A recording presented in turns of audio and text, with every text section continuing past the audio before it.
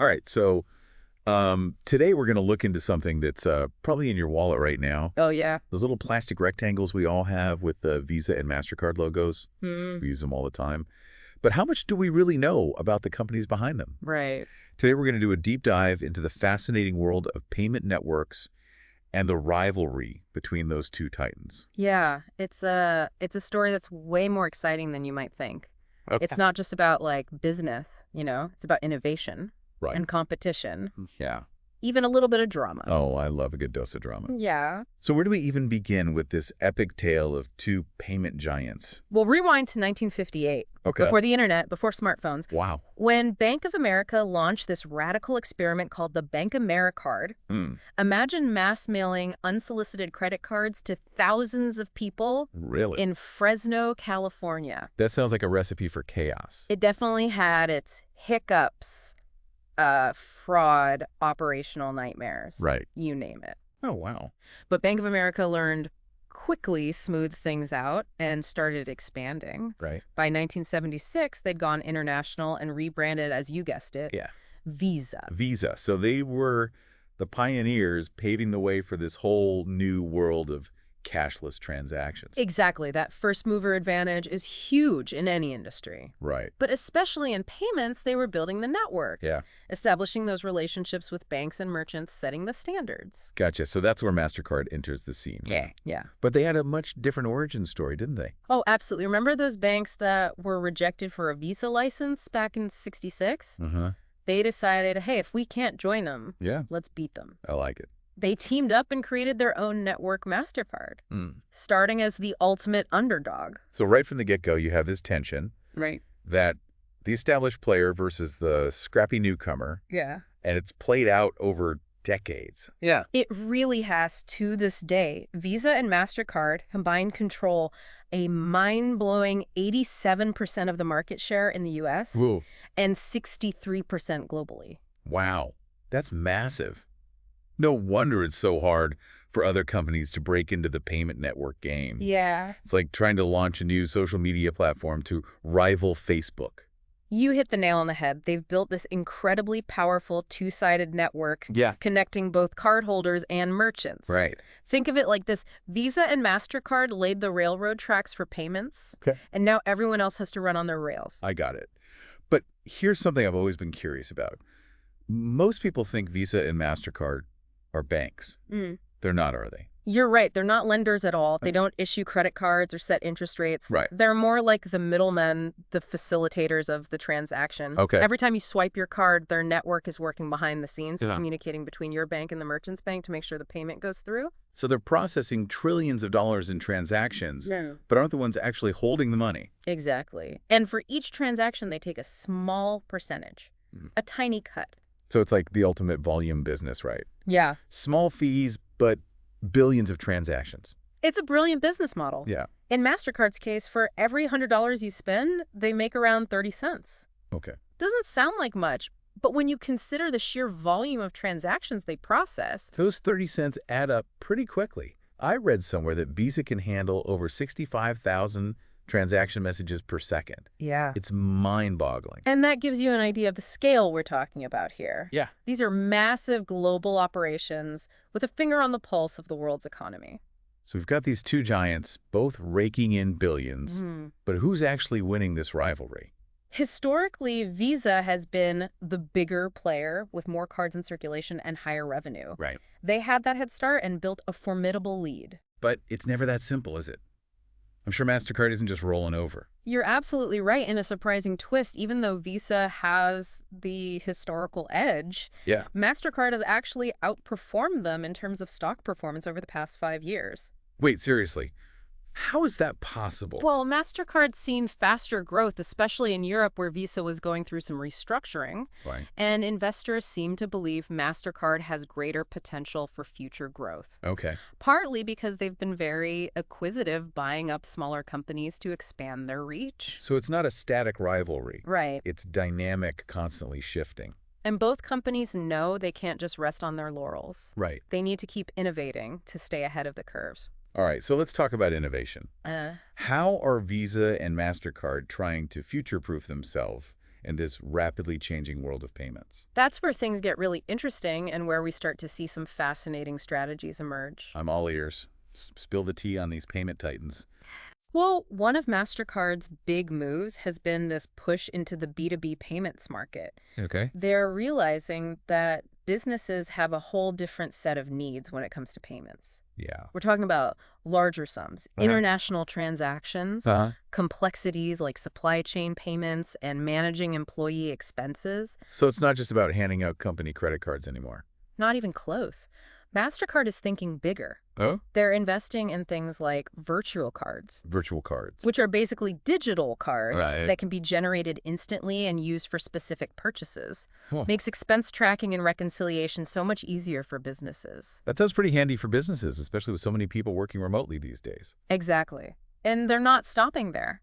Mastercard is even exploring things like blockchain technology, Oh, wow. the tech behind cryptocurrencies, Right. to streamline these B2B transactions and ramp up security. So they're trying to become like the go-to solution for businesses. But isn't that B2B market already pretty crowded? It is, but Mastercard is betting that their global reach, Yeah. their experience in handling massive volumes of transactions, Right. and their reputation for security will give them a competitive edge. It's like they're leveraging their strengths from the consumer side and applying them to a whole new market. Yeah. Smart. But what about Visa? What's their game plan for staying ahead? Well, as we touched on earlier, they're doubling down on security and fraud prevention. Right. It's kind of like an arms race. The bad guys are constantly coming up with new ways to try and scam the system. Yeah, it's scary how sophisticated some of these online scams are getting. Uh, I feel like I hear about a new data breach almost every week. It's a real problem, and Visa's taking it seriously. Right. They're constantly developing new algorithms and using advanced data analytics Right. to identify suspicious activity and protect both consumers and businesses from fraud. Okay, good. That's reassuring to know. I mean, our whole financial system relies on these transactions being secure. Absolutely. And beyond fighting fraud, Visa is also focused on making digital payments smoother and more secure. Okay. They're working with banks and tech companies to develop new ways to authenticate payments Yeah. using biometrics. Like what? Think fingerprint scanning or facial recognition, the kind of stuff you see on your phone. Oh, yeah. I barely use my PIN anymore. It's all fingerprint scans and Face ID these days. Is that what Visa's aiming for? Exactly. The goal is to make paying with your phone or smartwatch Yeah. so easy and secure that you'll never even think about using cash or physical cards again. Wow. They're even exploring this technology called tokenization.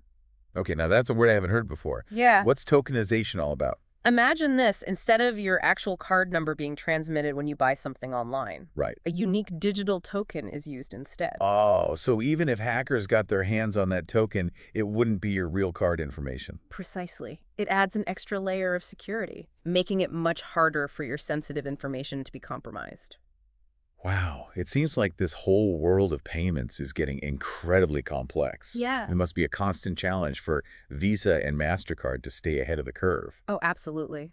They're constantly innovating, whether it's through acquisitions, Right. partnerships, or developing their own proprietary technology. Hmm. The companies that will win in this space are the ones that can adapt the fastest and deliver the most innovative and secure solutions. So it's not just a head-to-head battle between Visa and Mastercard anymore. Right. They're competing with each other, but also with all these new technologies and trends Yeah. that could potentially disrupt the entire industry. Exactly. And that brings us to this interesting concept called co-opetition. Co-opetition. The idea that sometimes you need to cooperate with your rivals to survive. Okay, I'm intrigued. How does that play out in the world of Visa and Mastercard? Well, think about the rise of digital wallets like Apple Pay and Google Pay. At first glance, you might think they're direct competitors to Visa and Mastercard, right? Yeah, that's what I would have thought. They're giving consumers an alternative way to pay. Right. But here's the twist. A lot of times, those digital wallets actually rely on the networks built by Visa and Mastercard to process the transactions. Oh, so it's like Visa and Mastercard are powering the competition in a way. Precisely. And that's why it's in their best interest to work with these digital wallet companies to ensure that their networks are compatible and they can continue to play a role in this evolving ecosystem. It's a delicate dance. Yeah. Trying to stay ahead of the innovation curve while also collaborating with potential disruptors. Right. But it's not just technology they have to worry about, right? Yeah. There's also the regulators breathing down their necks. You're right. The regulatory landscape is a huge factor. Yeah. We're talking about antitrust concerns, data privacy issues, Right. consumer protection laws. It's a Right. lot to navigate. And remember that antitrust investigation into Mastercard's debit card practices we mentioned earlier. Yeah, what was that all about again? Well, the U.S. Justice Department is basically concerned that Mastercard is limiting competition Okay. by restricting how merchants can process debit card transactions. The government thinks this could be stifling innovation and hurting consumers in the long run.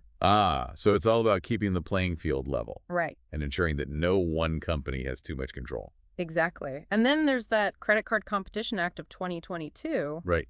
Which was aimed at shaking things up even further. Didn't that one try to force merchants to offer multiple network options for processing credit card payments? Yes. It was a bold move. The idea was to break the Visa-Mastercard duopoly. Okay. And potentially open the door for more competition. It didn't become law, at least not yet. Right. But it shows you the kind of scrutiny these companies are facing. So even though they're at the top of the payment pyramid, it sounds like they can't afford to get complacent. Not for a second. The next few years will be crucial for Visa and Mastercard. The world of payments is in a state of flux, and the choices they make today will determine whether they remain the dominant forces or get overtaken by disruptors. It's all pretty fascinating when you think about it. We take these little pieces of plastic for granted, but there's a whole world of innovation competition and high stakes happening behind the scenes. It really is, and what makes it even more interesting is that it's not just about business. Right. It's a window into how technology is reshaping our entire world. Before we get too lost in the future of payments, I'd love to go back in time for a bit. Okay. Their origin stories are so fascinating, especially Mastercard's David versus Goliath beginnings. Yeah. It really sets the stage for the rivalry we see today. You're right. Understanding their past helps us understand their present.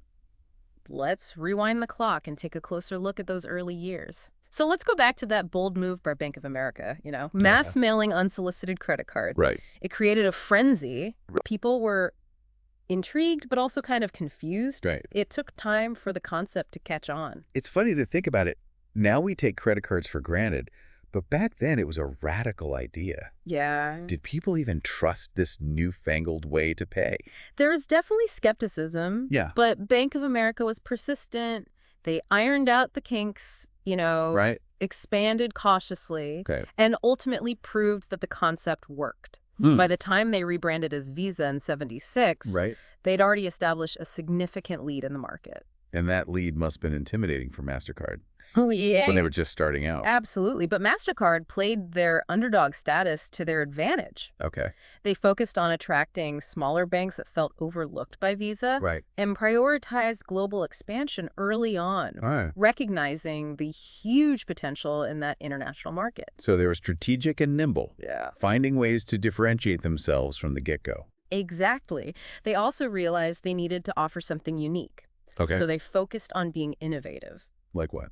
They were the first to introduce things like holographic security strips on their cards. Oh, yeah. Which we now take for granted. Totally. And those gold cards. Oh, yeah. Remember when those were like the ultimate status symbol? Absolutely. It was brilliant marketing. Yeah. Mastercard positioned themselves as the card Right. for people who wanted to live life to the fullest, to have those priceless experiences. Yeah. Their marketing campaigns were legendary. It's amazing how they built such a strong brand identity, even going head-to-head with a giant like Visa. Yeah. But I imagine it hasn't always been easy. I'm sure there have been challenges and controversies along the way. You're right. Neither company is immune to scandal. They've both faced antitrust lawsuits, dealt with data breaches, and been accused of unfair pricing practices at times. Yeah, it's a reminder that these massive corporations are still run by people. Right. And people aren't perfect. That's true, but it's also worth noting that both Visa and Mastercard have generally been able to weather these storms and come out stronger. Yeah, maybe those challenges even force them to adapt and innovate even more. That's a great point. They've both learned from their mistakes and become more resilient as a result. Right. But the question now is, Yes. what does the future hold for these payment giants? That's the big question, isn't it? The payment landscape is changing so rapidly. Right. We've got new technologies like blockchain and biometrics, evolving consumer habits and regulators keeping a close eye on everything. It's hard to predict what the future holds. Yeah. But one thing is certain, it's going to be fascinating to watch. Will Visa and Mastercard maintain their dominance, Or will they be overtaken by some new disruptive technology we haven't even imagined yet? It's possible that the way we pay for things in 10 or 20 years will be completely different from how we do it today. Maybe those little plastic cards will be museum relics. Maybe, but whatever happens, I'm sure both Visa and Mastercard will be fighting tooth and nail to stay relevant. Right. They've both proven they're incredibly adaptable and innovative. It's kind of an inspiring story when you think about it. Yeah, These two companies, born from such different circumstances, you're right. both rising to the top of the financial world. It's a testament to their vision, their resilience, and their ability to constantly adapt to a changing world. And it's a story that's still being written. What will the next chapter hold? That's for us to watch and see, but one thing's for sure. Yeah. It'll be a fascinating ride. Well, thanks for joining us on this deep dive into the world of Visa and Mastercard. Yeah, It's been a wild ride. it has. We hope you learned something new and maybe even gained a new appreciation for those little pieces of plastic we all carry around. Absolutely. And next time you swipe your card, think about the history, the innovation, and the intense rivalry that made that simple transaction possible. Yeah, good point. The future of payments is uncertain. But one thing's for sure, it'll be anything but boring.